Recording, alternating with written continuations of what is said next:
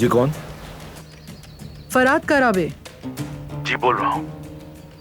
मैं सबीहा बात कर रही हूँ और मैं आपसे एक अहम मामले पर बात करना चाहती हूँ फराद साहब। और वो अहम मामला क्या है? अगर हम मिल सकें तो मैं आपके सामने वजाहत कर सकूंगी। मुझे यकीन है कि आपको एतराज नहीं होगा। ठीक है, मिलते हैं।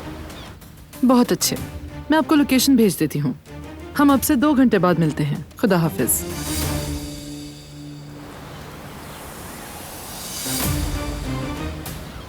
आखिर ये औरत क्यों मिलना चाहती है मुझसे? यकीनन इसका कोई मकसद होगा। देखते हैं।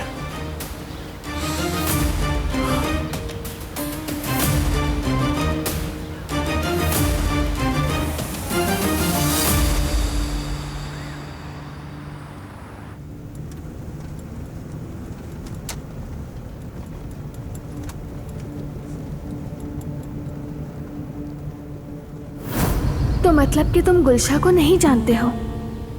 नहीं, मैं तुमसे कभी झूठ नहीं बोलूंगा।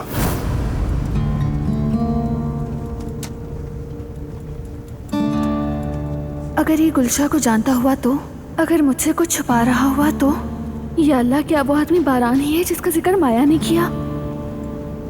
नहीं, ऐसा नहीं हो सकता। मेरा ये जानना जरूरी है।